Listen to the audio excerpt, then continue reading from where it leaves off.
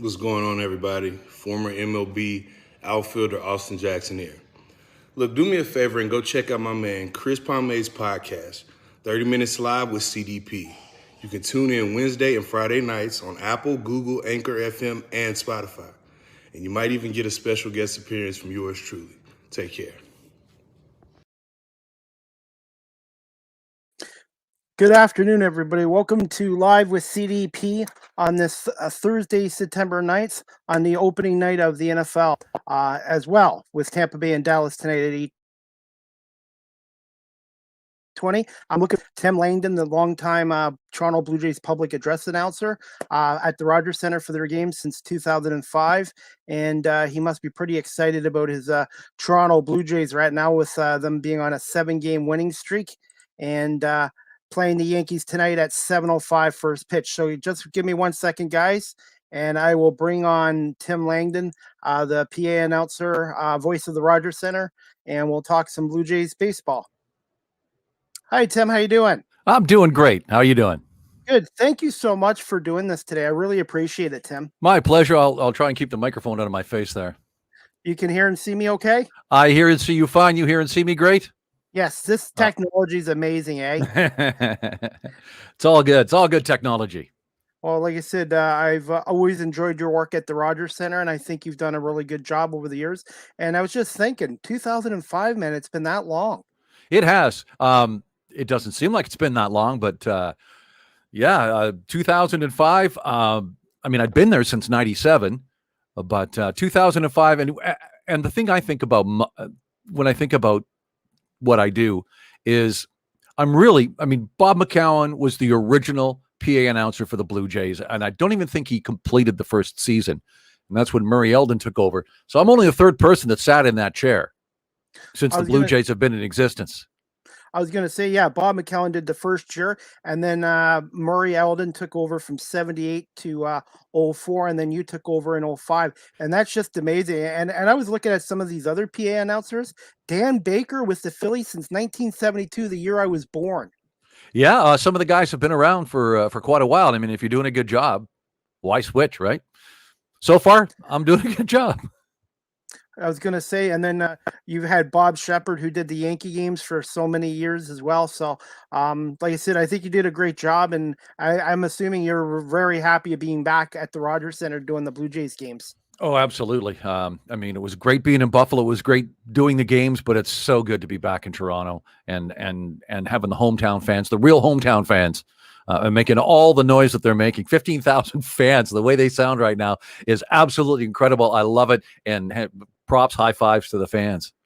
I was going to say, so when they were in Buffalo, you were doing the PA announcing then? I went down to Buffalo. Yeah. I don't know if I was there for the very first game, but I was down, I think, on the 30th of May. We went down there. So we were down there about a month and a half.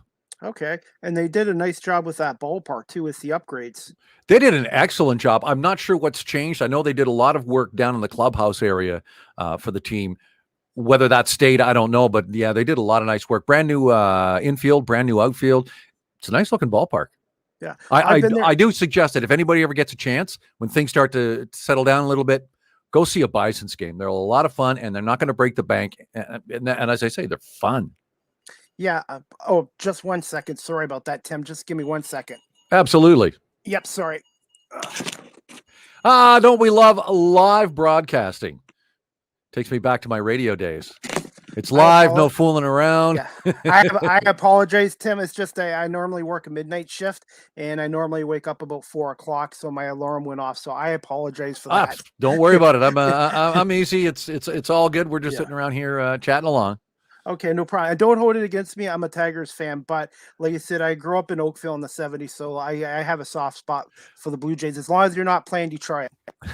My agent is a Tigers fan as well, so I mean, I can tolerate it. We don't play the Tigers all that often, so the rivalry doesn't exist really anymore.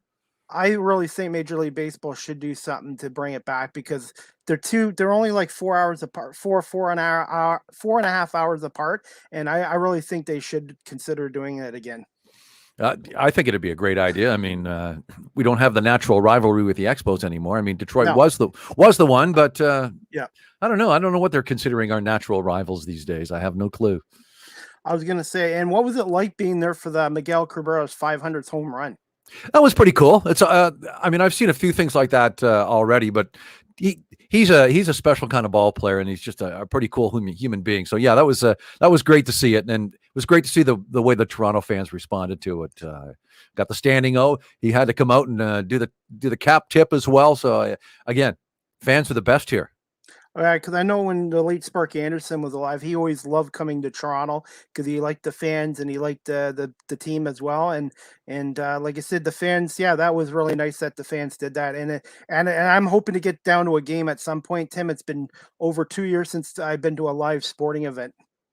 Yeah, it was like I say, going down to Buffalo and getting there and just sitting there and speaking and talking about baseball and introducing those players. It was almost like a weight came off the shoulders. It was okay. We're getting close to normal again. This is good. This is good. I like this. So yeah, it was good. And you must be excited about this Blue Jays team right now. They're hot at the right time in September, 7-0 in September to start the month, which is, I don't know if they've ever done that in franchise history before. Well, yeah, it's great. I'm not going to get really excited. Having done this for the length of time I've done this, you're best to hang on to a little bit until you know for sure, but it's great. This is so much fun to see these guys, the way they're playing right now, the way the pitching staff's going. It's great. It's fun.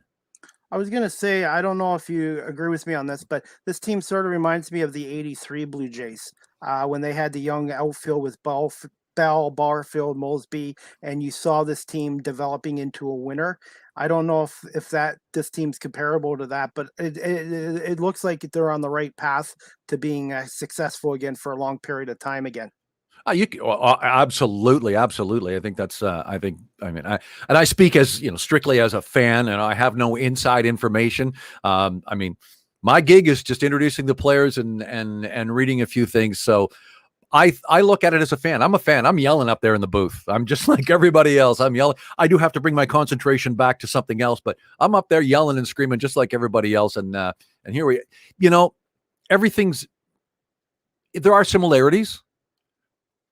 But this is a different team because you know that this is something that this is the beginning of something really good, good. And right now, Detroit's kind of in a rebuild compared to the Jays, but I think even the Tigers are headed in the right direction with their young team too. And that's how you do it. You build it through the farm team and through guys growing up together in the minor leagues. And then when they get all good, that's when you start packing in the free agents just to take you over the top. Which great job by the management of this ball team. I mean, holy cow, the work they did in the offseason and what they've done, during the season is just like, yeah, they want to win. Yep. So, and that's my impression. I mean, obviously they want to win, right? Yeah. Well, like I said, they just have to keep taking one game at a time and just keep winning and stuff like that. But like I said, Tim, I'll get into some questions, but I really, again, appreciate you coming on today, Tim. And it's really, I've been really lucky with my podcast the last year. And you're the third guy from the Jays to come on. Dan Shulman came on, Jerry Howarth, one of the nicest guys, and now yourself. So I really appreciate it. I probably will have to get myself a Blue Jay shirt because it's hard to share because you guys have been everybody's been really great with coming on my podcast and that, because I am trying to get into radio at a later age in life, and I'm just trying to keep working away at this podcast.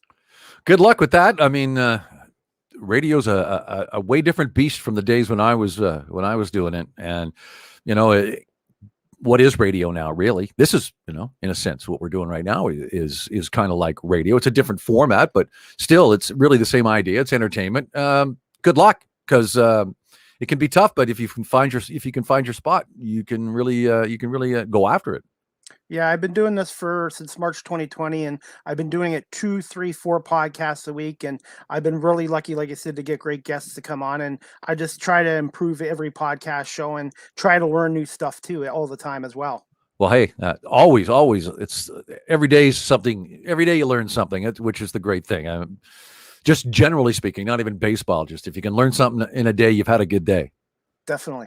Okay, I'll get to the first question, Tim. Can you just tell my audience just a little bit about yourself, and when did you decide you wanted to pursue a career in radio and broadcasting?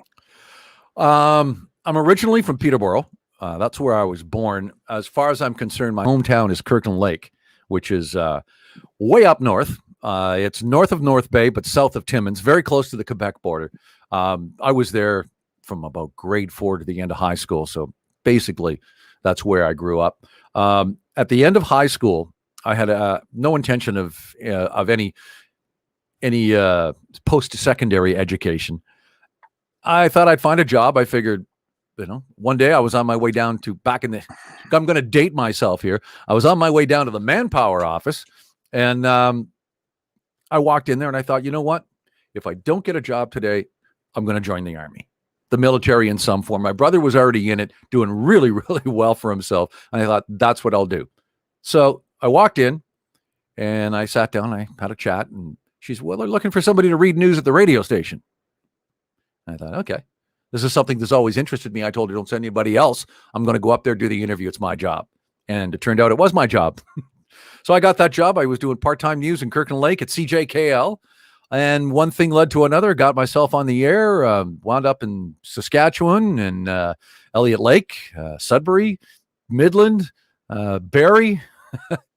Spent a little time on the air here in Toronto too at Fan and 680 News, as well as Team 1050, the first incarnation of AM sports radio on 1050, which is now, of course, TSN. And at that point, radio had changed. This would be about 1997. Radio had really changed a lot. It was, I hate to say it, it wasn't as much fun. The creative side was really, really being sort of controlled. It became much more of a corporate thing. And I got lucky. I saw that there was a job posting. They were looking for somebody called they called it the audio programmer, who was basically responsible for all the audio in the building, the players' music, all that kind of stuff, anything that had to do with audio. I interviewed for the job and didn't get it. But what was it? 6 months later, I got a phone call. They asked me if I was still interested. And yes. And they hired me. That was in August of 1997. And I did audio there up until about 2002. That's when a lot of people started getting packaged out, laid off. I was lucky. I got packaged out. I was back the next day working freelance, which basically, I mean, I sat beside Murray Eldon for a long time, 5-6 years. And it just came natural. One day, Murray had to miss a game, and I filled in, and it kind of went from there. Okay. You already answered one of my other questions, your first job in radio. So that's another thing I've been working on too, listening skills. Because when you ask, I guess, questions, sometimes they can give you the answers to your 3-4 other questions as well. So my other question I was going to ask you, Tim, I guess, where did you go to school? And did you have any mentors when you were starting out in the industry, Tim? School as in broadcasting school? Yes. No, I did not. I was this. Okay. I mean, this was 1978 when I first got into radio, and you could still, I don't even think. I'm just trying to think. There may not have been even that many. There might have been 1 or 2 broadcasting programs in the entire country at that point. At any rate, no, I didn't go to school. I guess I was told that I had a bit of a natural talent for it. I guess I did because things kind of went well for me. As far as mentors, yeah. The first program director I worked for, who unfortunately is no longer with us, his name was Dick Peplow. And he taught me that who you are in regular life is who you should be on the radio. Sure, have some fun, be a little goofy, maybe, exaggerate some things, but generally be who you are. And he was one of the most creative people I have ever met. The things he could do back in the day with a razor blade and open reel tape was absolutely phenomenal. So Dick Peplow was the first one. There's a couple of other people who helped me along, but I wouldn't really call mentors. Gary Greer, I got to give Gary Greer a mention. He was my program director in Midland. But Jim Ham was a gentleman who was my program director when I went to Sudbury the first time. Well, the first 3 times I worked in Sudbury. A guy who was so solid on the basics of radio and the formatics of radio and building a radio station from the ground up with your formats and your rotations and things like that. He was a genius at that, and he taught me that and gave me that foundation, which I wound up becoming a music director, which I did probably for 18 of the 25 years I was full-time in radio. And the other one is Terry Williams. Terry was actually program director at Chum when Chum went from rock to I guess top 40 at the time. But he was our program director when I worked at Q92 in Sudbury, which is a rock station we put on the air up there. And he was a guy who was just, you could do all the creative stuff and bring it to him, and he would just go, and then we'll go like this. And it would just change it completely. It wouldn't really change what you did, but it would just take, as we used to call it, it's the curl on the Dairy Queen comb. That's and those are the people right there. I mean, as far as the audio side of things, because I really had not a lot of audio background when I started at Rogers Center / Skydome. Dan McPhee, who at the time was the technical director, and he's responsible. That guy was responsible still. Well, he's still around.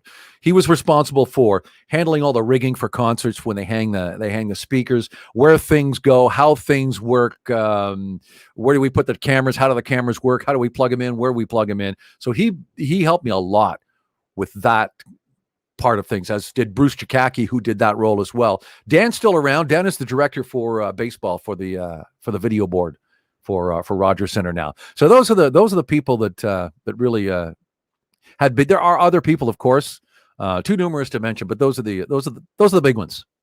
Okay. I was gonna say, and they have somebody individually now doing the music at the Rogers Center, or do you still do that, Tim, as part of being the PA announcer? I am just the PA announcer, and I press the horn. Those are my gigs. When did that? Sorry. I do make some music suggestions from time to time. Jed Harper is the DJ. Jed is excellent. He's a great DJ. If you need one, hire him. Jed handles most of the music, but Matt Carnivale, who is the audio mixer, he sits behind the console. We always talk amongst each other, and we have ideas, and we throw the ideas around. So you wanted to know about the horn? Yeah. When did the Blue Jays actually bring that horn in to the Rogers Center? I think, I'm not exactly sure. I think 07, maybe 08. And I think I'm actually responsible for it. It was early in the spring. We actually, I don't even think we're doing games. We're actually doing rehearsals for the coming season, for opening day and that kind of stuff. And there was NHL playoffs on the TV. We were all taking a break, and somebody scored a goal, and the goal horn goes. And I thought, and I said out loud, and the producer was standing next to me. I said out loud, we should have something like that for our home runs. And approximately a month later, there was a ship's horn in the roof of the Rogers Center. And that's where it came from. Yeah, because that's part of the experience when you go to a game. I think the public address announcers should get a little more credit, because you're the voice of the stadium crowd, the music, and all the other stuff too. It makes it makes the game day experience better for fans. I hope so. I hope that.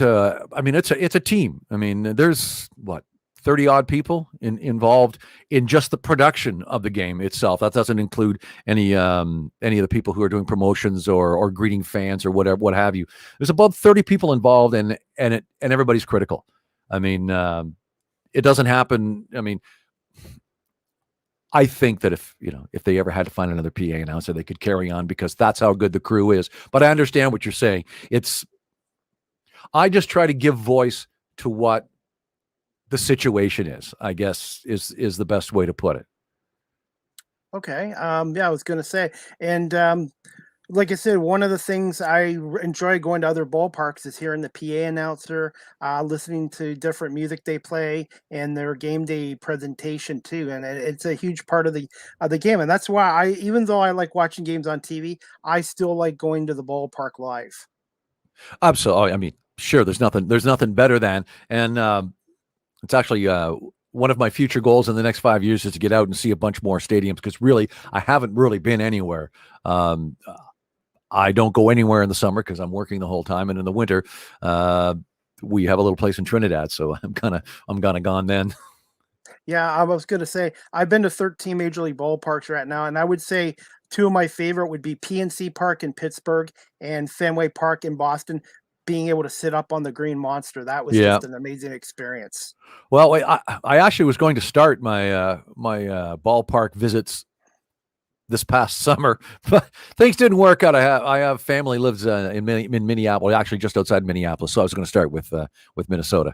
That's a good choice, and that's a stadium I'd like to go to. Target. I think it's Target Field. That looks like a really nice ballpark.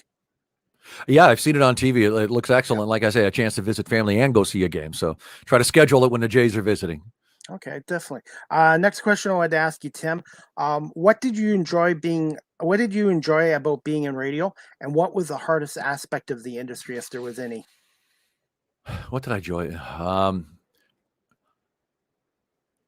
Well, when I was on the air as an active announcer, I think just doing things that entertained or informed. It's got to do one or the other. It's either got to entertain or inform. My thing when I was mostly when it came about when I started on the rock station was I know a fair bit about music, so I was kind of like the professor. So that was sort of my gig as far as FM rock was concerned. That's just just trying to be as entertaining and or informative as possible. And the hardest aspect of the industry was what it became.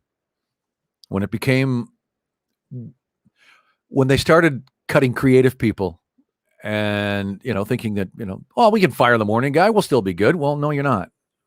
So that's probably it. I'm not really impressed with commercial radio and where it sits right now.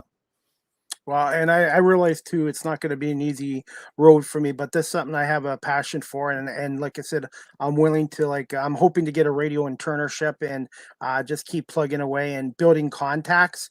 That's what I've been told is huge in this industry. Too, absolutely. Building contacts. And I've actually made a few friendships as well, doing this as well, which is a bonus and stuff. Well, I'm thinking that at some point, the big corporations, and you know who we're talking about, are going to look at some of their less profitable radio stations, and they're all going to be in small markets. And hopefully, it'll be an opportunity for some locally owned radio again, some small market locally owned radio, because that's really where it's needed. Because nothing beats radio. If something happens, boom, it's there. You're on the air. You're talking about it. Yeah, I definitely, and I'm lucky where I'm in a situation where if I'm lucky enough to get an opportunity, I'm willing to go where the job and the opportunity is as well. Well, if that's the case, then that's half the battle. If you're willing to do whatever it takes, half the battle right there.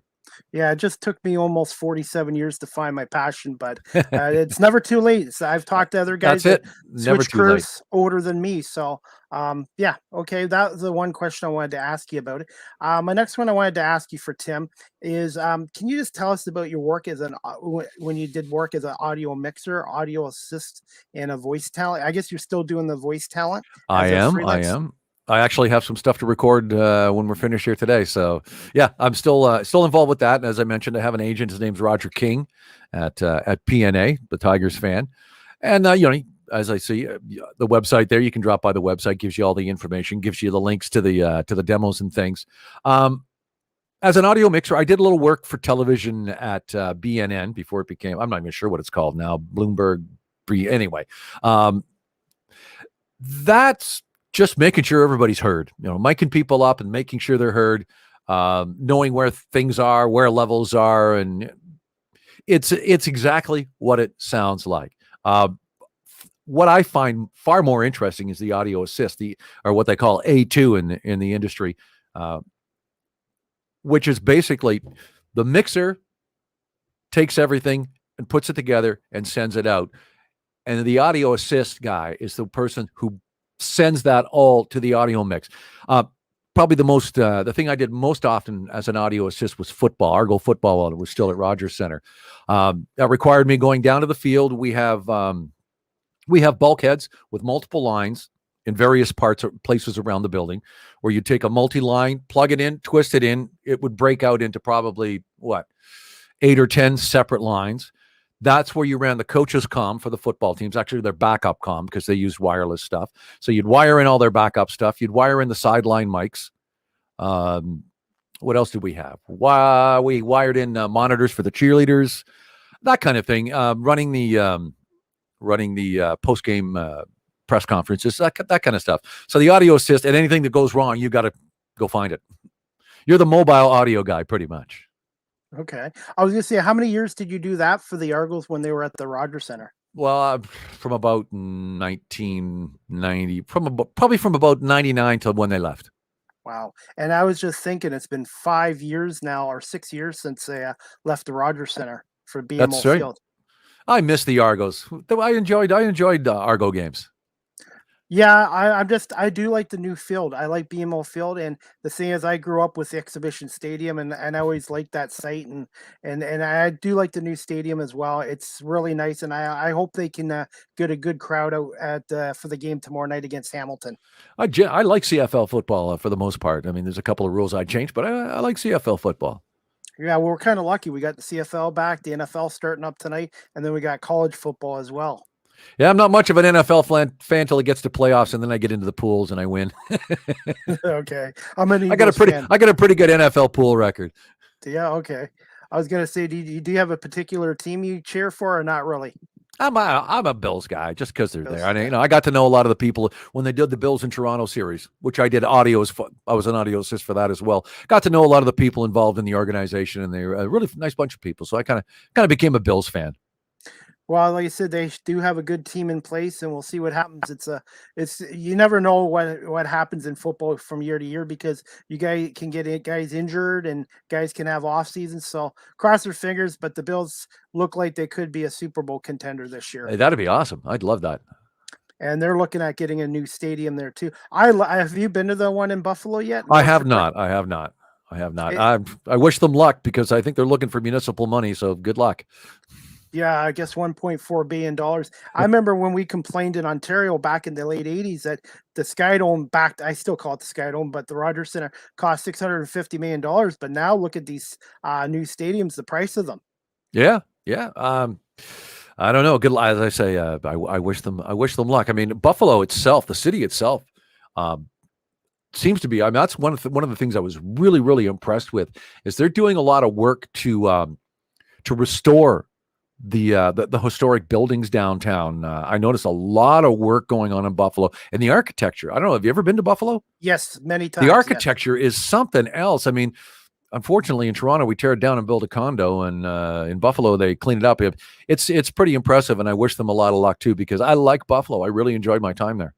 Yeah, living in Guelph, I'm only about an hour and 45 minutes to the Peace Bridge, so I'm just not sure when that border is going to open. I'm hoping by November, December. But yeah, I like going to Bison's games, Sabre games, and I've been to a few Bills games there too in Orchard Park, which is a lot of fun.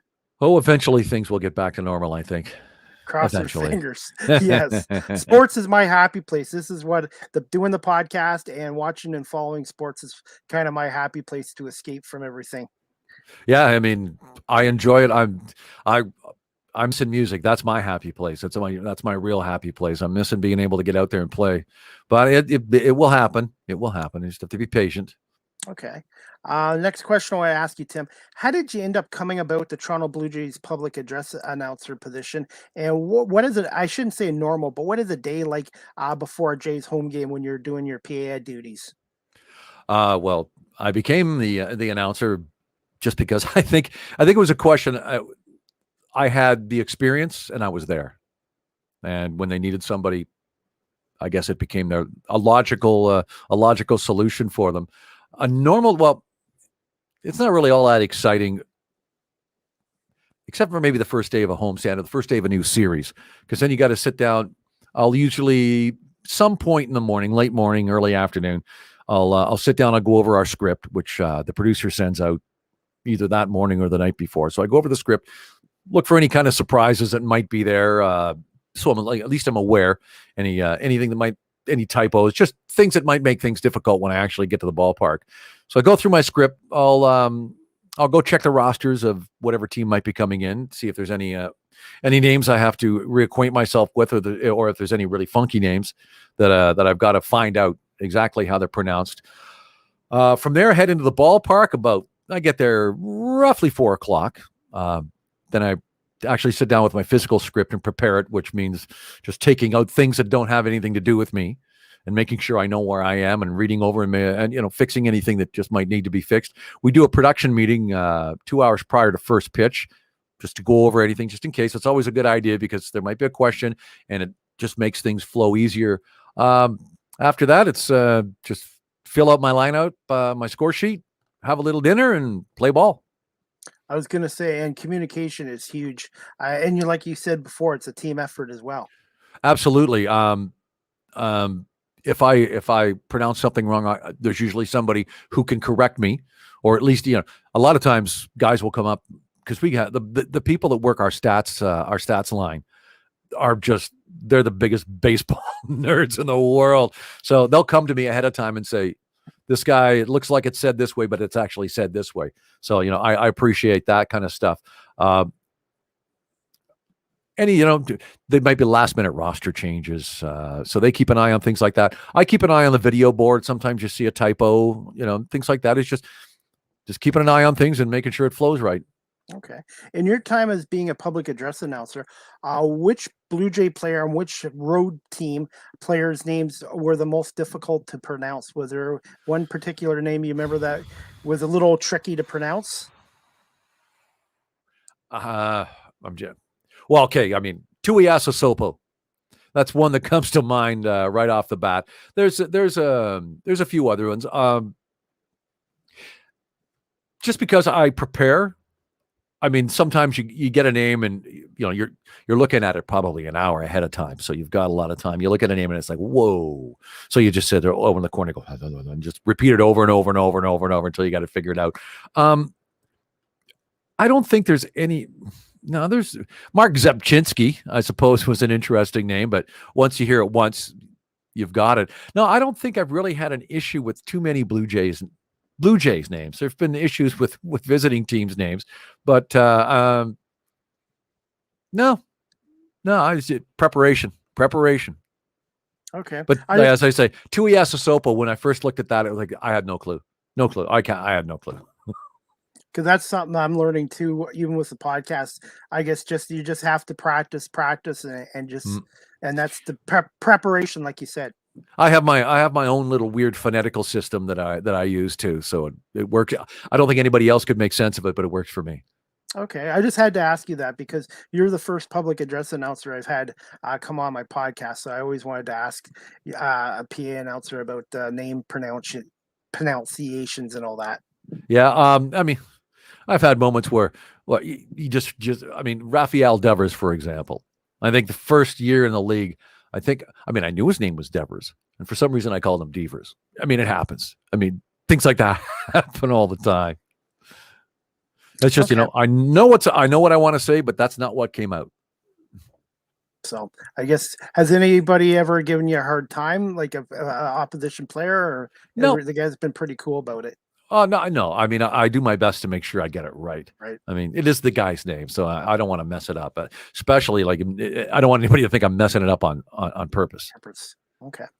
Next question I want to ask you, Tim. What was it like following in the footsteps of Murray Eldon, becoming the third PA announcer in team history? A lot of people say that Murray and I sound similar.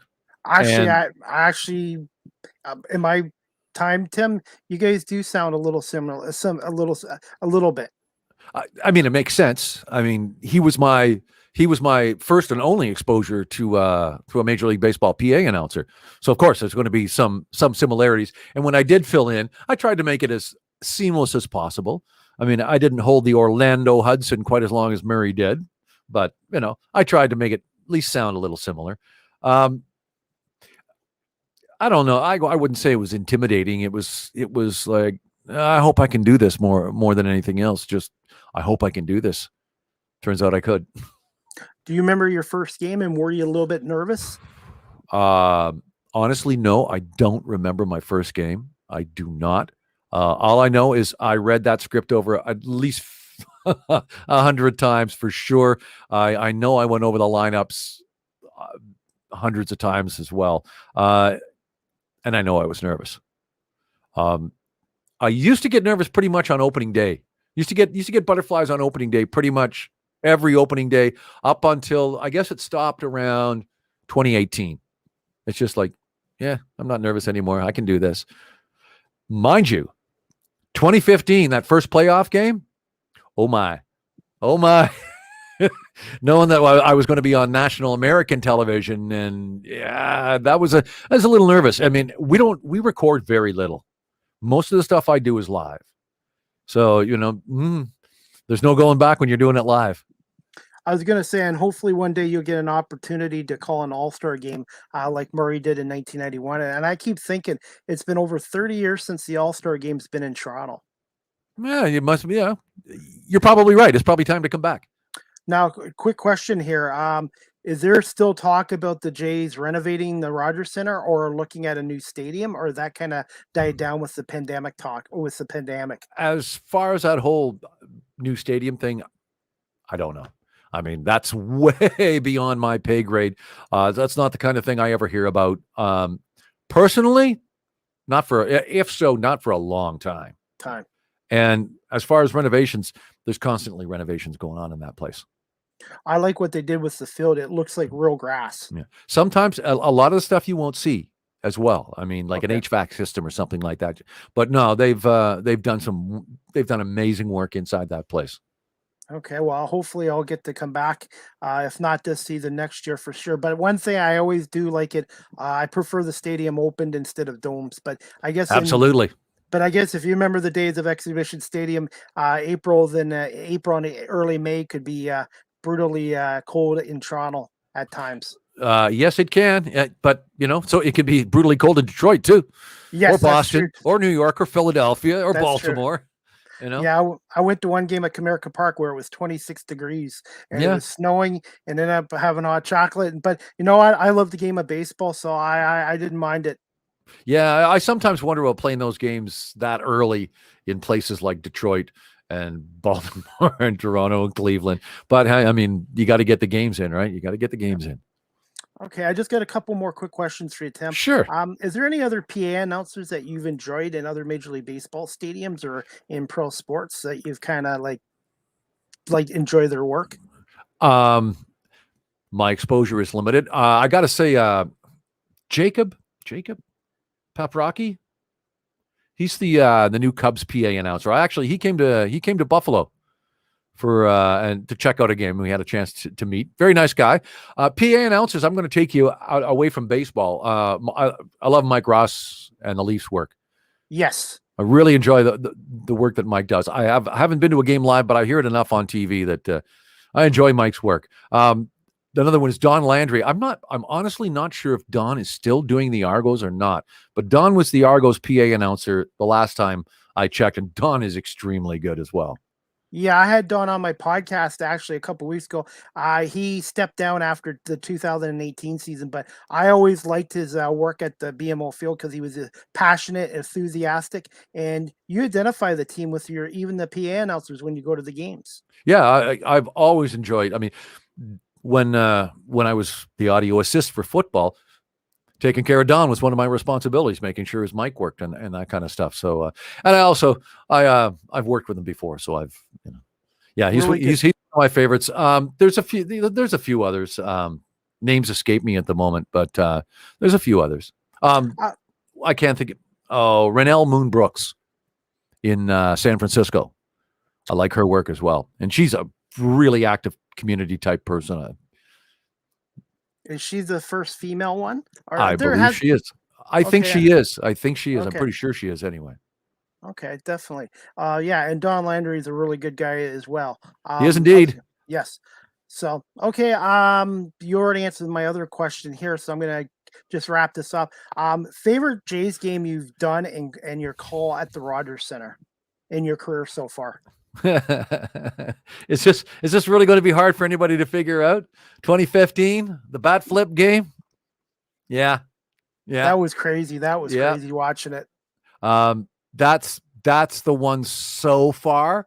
Followed closely by 2016 and the extra inning win. Now here's a little item.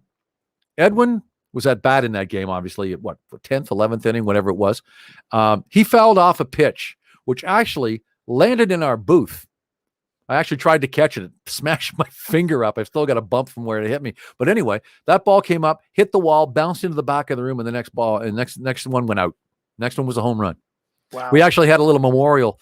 We put a little circle around the mark on the wall. And it's been covered over since, but we had that on there for a while. Oh, good stuff. Like I said, that's stuff that the fans that watch on TV or at the game don't know about that. Have you had a lot of foul balls in your time come into the booth at the Rogers Center? I still want to call it the Skydome though. Oh, you can cut. Sure, it's all right. I mean, it's a tough change for some people. I'm just thinking four sounds about right. I remember the first one that came in. Murray was still the PA announcer at the time, and it landed in front of him, bounced up, took the clock off the wall, bounced down, hit the console, and then put a hole in the wall in the back. And then there's probably been 2 or 3 others since then. And I know when I used to go to Taggart Stadium before they demolished it, the radio announcer and the PA announcer box was just right behind home plate, and I swear they all had to wear gloves in those booths at old Taggart Stadium. Did you ever get a chance to go to that old stadium in Detroit, Taggart Stadium? I did not. I got to admit, I was much more of a hockey guy up until I started working at that building. I was really always a hockey guy, and then baseball. It just became baseball. Have you ever did any PA announcing for hockey games? Oh, not for years and years and years. It was something, you do. You'll be working at the local radio station. Hey, why do you want to come down and PA for this thing? And, so that's been basically it. Nothing really major. Okay. And I just got 2 quick questions left. Just quick thoughts on the 2021 Blue Jays so far, what you've seen, what you like, and what was it like, your feelings when the Jays did finally return to Toronto, the Rogers Center, and being back at home at the Rogers Center? Everybody saw what Charlie looked like on that first game, right? Everybody saw Charlie. Yeah, well, he wasn't the only one. Everybody was feeling a little verklempt there with all that going on. It was pretty amazing. It was good to be back. The energy, honestly, was really similar to those 2 playoff games in 15 and 60. A lot less people, but the energy was really, really close to being the same. And this team, they're a great team. I love watching them. They're fun. They look like they're having fun. They've got some interesting personalities, and they got all kinds of talent. And you know what? It's just go win a game one at a time. That's what I was going to say. The one player that's really shocked me, I knew he was a decent player offensively, is Damian Simeon with 38 home runs, and that's a Blue Jays record. I believe he broke Aaron Hill's record of 36. Yeah.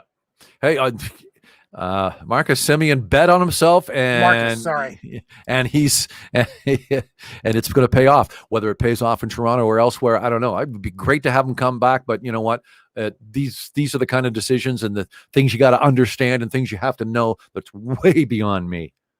And I was going to say, and Guerrero Jr. is actually, he always had the talent, but this year he's really just been outstanding. And I think you guys are going to have 3 guys with over 100 RBIs this year too. Let's talk about Vladdy and his work at first base. Holy smokes. Yes. I mean, wow. He's a good first baseman. I'd love to see someone put together a highlight reel of him. He's saved a few. I mean, reminiscent, he's not as tall, but it's kind of like Smokey saving those throws. And I noticed he's dropped a lot of weight too from the past as well. Yeah, I mean, he runs fast. And I was just enjoying his work. Well, I think they found a position for him because I know he sort of reminded me of Prince Fielder in the past, but I think Guerrero, by losing, I think 25 pounds, and then the work he's done at first base, I think he's probably already surpassed Prince Fielder as a first baseman. Could be. I mean, not really familiar. You'd be more familiar with Prince Fielder than I would, but yeah, he's done a lot of work. He's done a lot of work to get to where he is. And there's no place to go but up. That's the fun part. Definitely, yes. And hopefully they can keep these guys signed to long-term contracts as well. Keep the core of this team together. I'm very happy that I don't have to get involved with that because, I mean, boy, there's some numbers to crunch, and that's not an easy job. Everybody's saying, "Oh, just sign everybody." Well, it's not that easy. You need an accountant or a money guy nowadays. I think all these sports teams have what's the name? I guess not lawyers, but money guys or guys that they're accountants. Yes, accountants. Yeah. So, I mean, you can throw all the money you want at some ball players, and some ball players just don't. It's not about the money; it's where they play. Who knows what's going to happen? But thanks for this year. I was going to say, yeah, and there's still a lot of baseball left to go. So There is. okay. And last question for you, Tim. And I just want to say thank you again for coming on. I really appreciate it. My pleasure. I know what your schedule's like, and I really appreciate it. Any advice for those, not just myself, looking to pursue a career in radio, even maybe as a public address announcer?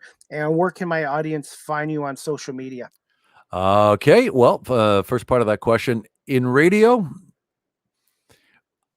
I don't know if I have any advice. I mean, if that's what you want to do, just go wherever you have to go wherever you have to go to get your first gig and take it from there. As far as getting into radio, a public address announcer, check with your local schools, volunteer, high schools, football teams, hockey teams, whatever the case may be. I mean, I would gather that local minor hockey associations, maybe some minor baseball associations might use announcers, or maybe they would consider using announcers if you were to come to them and volunteer. But those are the places you go, the Y, the high schools, this kind of thing, and just get the experience. A second language does not hurt, as a matter of fact. I mean, I'm unfortunately am unilingual, but I know people who are in the voiceover business and have worked 4, 5, 6, 7 Olympics, Pan Am games because they're multilingual. So that's something right there. Is learn another language. French and Spanish obviously would be the two main ones. But yeah, that would be my advice. And yeah, you just got to. It starts as a volunteer thing. I would have to say. Where can you find me on social media? At TR Langton. That's. Is that what I'm not even sure what my Twitter. This is. I'm not sure if it's at Langton TR, if it's at TR Langton. I think it's at TR Langton. There we go. Yeah, I put it down on the graphics here. Oh, there it is. Oh, good. Yeah. Thank you. Nope. I never send myself tweets, so I don't know. Facebook, I'm not really around. Facebook is for me. It's how I keep in touch with close friends and family. So don't find me there. But at TR Langton Instagram as well, you can find me there. Most active during baseball season. I'm a little quiet during the winter, but most active during baseball season. And I'd love to have you follow. I don't know why you'd want to follow me. I don't do anything all that special on Twitter, but you're more than welcome to. Well, like I said, I really appreciate this. And between Dan, you, and yourself, I really appreciate you coming on. And like I said, I'm hoping I'll be at the ballpark again soon, and definitely next year when the Tigers come back to Toronto as well, Tim. And I do hope you get to call some playoff games this year at the Rogers Center as well. Me too. And do let me know when you're coming to visit. We'll give you a quick tour. That would be great. I would really appreciate that. For sure. I'm just going to keep plugging away at this, but Tim, we'll definitely keep in touch on social media. And I hope you have a great night and enjoy the NFL opener tonight with Tampa Bay and Dallas at 8:20. Got to go for the Bucks because I'm Eagles fan. Can't stand Dallas. Okay. All right. Well, I might even watch the game if it's still on after the Jays game ends. Oh yeah, and the Jays game's on at what, 7:05 first pitch against. I would imagine. You know, it's this is the thing right now. It's kind of nerve-wracking watching them play. Because you know they got the talent, but just so does the others. I mean, they're all Major League Baseball teams. Nobody's really a pushover. No, but I think they just got to keep doing what they're doing. They're playing good baseball. They're hitting the ball. They're getting good pitching. The bullpen's been much better lately as well. The pitching, and nobody's trying to kill it. I mean, the balls are going out, but these singles and doubles are quite tasty as well. So just enjoy. Yeah, this is a great time of the year for sports because you got this going on. Baseball, you got the football going on. It's the crossing of the seasons, as I like to call it. It's the crossing of the seasons. All right. All right, Tim. Well, thank you so much. And when I do come down to a game, I will definitely give you a heads up. All right. Thank you, Chris. Tim. Take care. Go Blue Jays. Yeah. Anyways, guys, I hope you enjoyed my podcast today with Tim Langton, the longtime PA announcer for the Toronto Blue Jays since 2005. And I really, like I said, I hope his Jays make the playoffs so he can call some playoff games as well. So speaking of that, the Blue Jays play tonight at Yankee Stadium at 7:05 first pitch tonight. And we'll see if the Jays can win 8 games in a row. Like I said, the Jays are going to try for a 4-game sweep of the Yankees this evening at 7:05. And for Toronto, it's Barrows against Cortez. Jr. is pitching for the Yankees in the matchup as the Jays try to go win their 8th straight game and sweep 4-game series against the Yankees in New York, which I don't think they've done in a long time. Right now, the Blue Jays are 1.5 games out of a wild card spot. Before I go, guys, I'm just going to show you a little clip of some of Tim Langton's work as the Blue Jays public address announcer at the Rogers Center. This clip is courtesy of CP24. Now batting, now batting, now batting. I'm ready for this. Tim, did you ever get bored being up here? Like, did you ever go, yeah? No. I got to be honest. There are days where I don't know if I want to go to work today, and then you stop and go, "What do you do for a living?" Okay, I can do this. All right, and away we go. So, any tips for me for the 3rd inning? What can I? What should I do? Should I read? Make sure you know the names. That's always good. And beyond that, have fun. I'm scared, hopeless right now about doing this. You know what? It's good. I mean, I've had nerves that I can remember 3 times. 2 opening days and 1, both have been opening in my first game as well.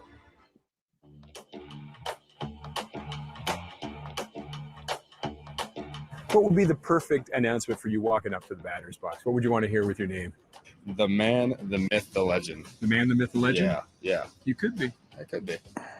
The man in the glasses. How about that? The man behind the glasses. So can I say that if you're up in the 3rd inning, the man in the glasses? Yeah. I don't All right, done. I think my name, number, and position is pretty cool with me. Just low key. Yeah, low key. Here to play baseball, that's it. Here to have fun. Keller gets him. Second baseman, number 1, Ozzie Albies. Ball 4.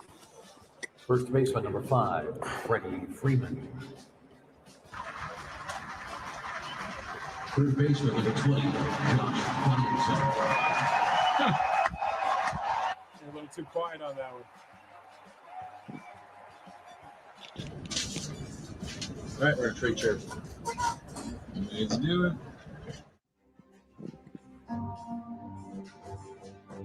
Kevin Biagio.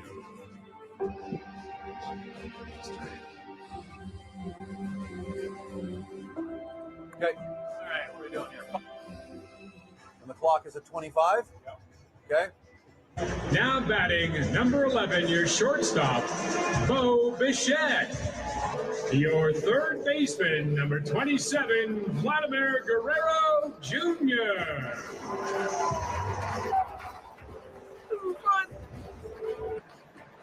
Your designated hitter, number 44, Rowdy Tellez. Now that's fun. Your right fielder, number 15, Randall Grichuk. All right, how'd I do? For a rookie, I give you 8 out of 10. 8 out of 10. That was very well done. You had projection, you had intensity, you had enthusiasm. I'm a hometown guy. I love the Jays. There you are. Can I fill in when you're off? Better ask the boss. Maybe like January I can fill in for you? That's a good one. Absolutely, January. Beautiful, man. Thank you, Tim.